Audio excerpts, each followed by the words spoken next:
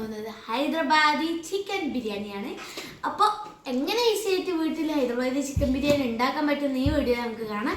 അപ്പോൾ ഈ ചാനൽ ആദ്യമായിട്ടാണ് കാണുമ്പോൾ ഇപ്പോൾ തന്നെ സബ്സ്ക്രൈബ് ചെയ്യുക. സബ്സ്ക്രൈബ് ചെയ്യാത്തവർ സബ്സ്ക്രൈബ് അടിച്ച് ജസ്റ്റ് ഒന്ന് ക്ലിക്ക് ചെയ്യുക.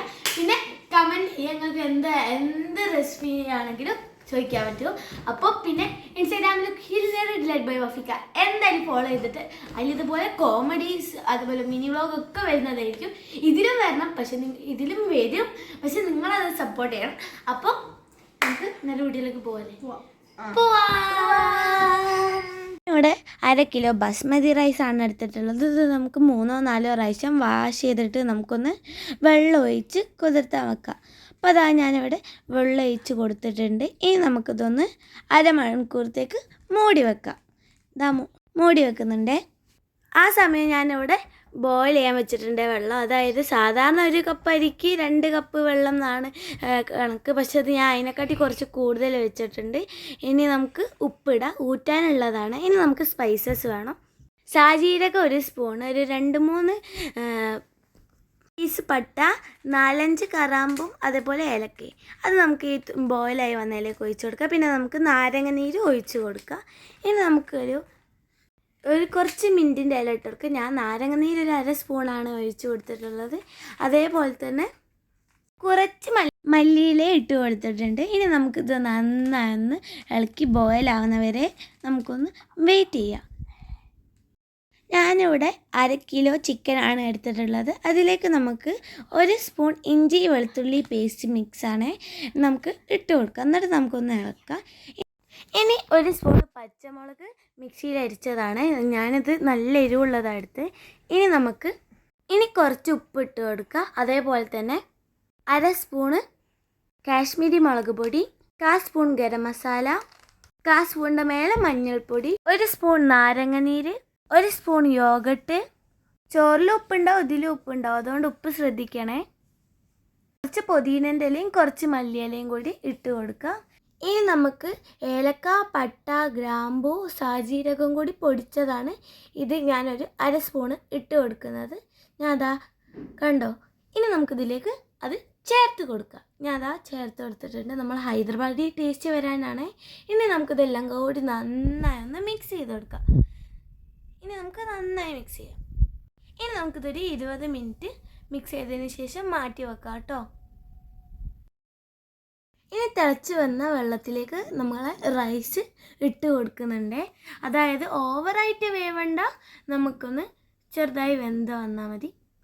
ഊറ്റിയെടുക്കാനുള്ളതുകൊണ്ടാണ് ഞാൻ വെള്ളത്തിൻ്റെ അളവ് കറക്റ്റ് പറയാത്തത്.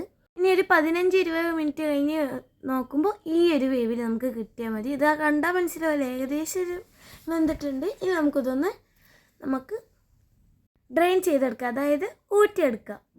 ഇതാ ഞാൻ ഊറ്റിയെടുത്തിട്ടുണ്ട്. അപ്പോൾ ഞാൻ ചിക്കൻ ഞാനൊരു പാനിലേക്ക് ചൂടാകുന്നപ്പോൾ ഓയിൽ വെച്ചിട്ട് അതിലേക്ക് ഇട്ട് കൊടുത്തിട്ടുണ്ട്. ഇതാ കണ്ടോ, ഞാൻ ചേർത്ത് കൊടുത്തിട്ടുണ്ട്.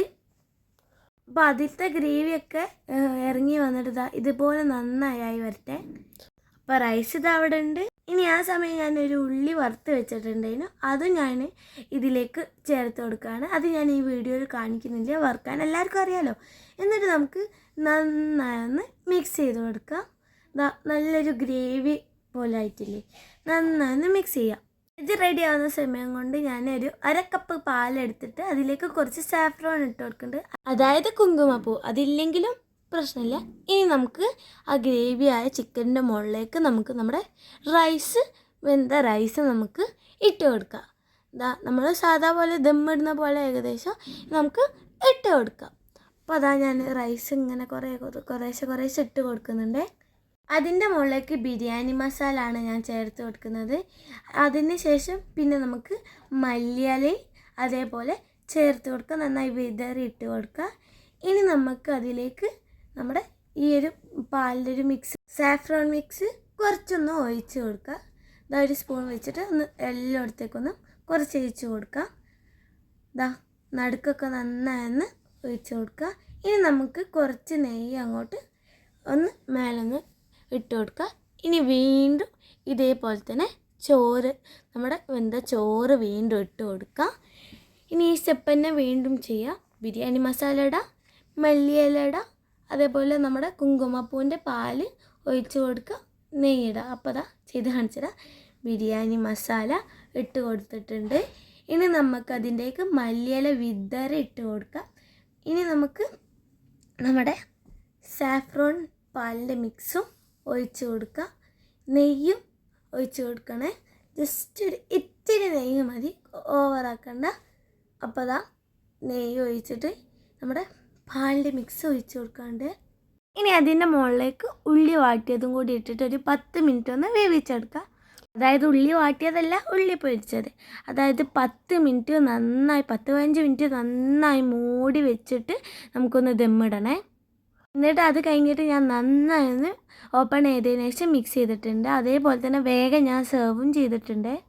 അപ്പോൾ easy tasty Hyderabadi biryani ready. അതേപോലെ സ്പൈസിയും. ഇത് നമുക്ക് റൈത്തൻ്റെ കൂടെ കഴിച്ചാൽ നല്ല ടേസ്റ്റ് ഉണ്ടാവും.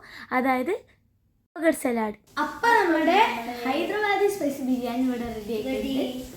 അപ്പോൾ കുറച്ച് സ്പൈസിയാണ്, സ്പൈസി ഇഷ്ടമുള്ളവർക്ക് ഇഷ്ടപ്പെടും. അപ്പോൾ ആദ്യം നമുക്ക് ആട്ട ടേസ്റ്റ് അമ്മയ്ക്ക് കൊടുത്തരാം. ഓക്കെ, അതിൻ്റെ കൂടെ കൂട്ടാൻ വേണ്ടി ഞാൻ വെച്ചൊരു തൈരിൻ്റെ ഒരു സാധനമാണ്.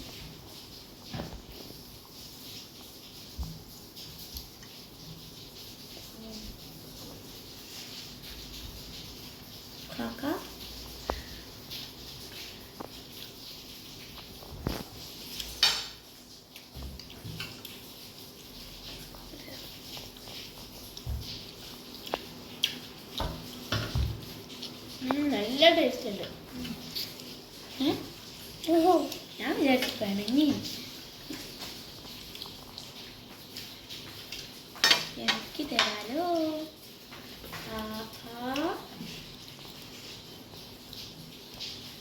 കൈ ചൊറിയണോ?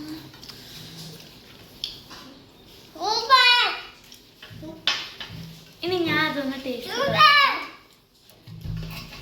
സൂപ്പർ ഉണ്ട്, നല്ല ടേസ്റ്റ് ഉണ്ട്. അപ്പൊ എല്ലാവരും ഇത് ട്രൈ ചെയ്ത് നോക്കണേ. ഇഷ്ടപ്പെട്ട ലൈക്ക് ചെയ്യാം, ഷെയർ ചെയ്യാം, സബ്സ്ക്രൈബ് ചെയ്യാം. തൊട്ടടുത്തുള്ള ബെൽ ബട്ടൺ പുതിയൊരു വീഡിയോ ചെയ്യുന്നേക്ക്. Bye by.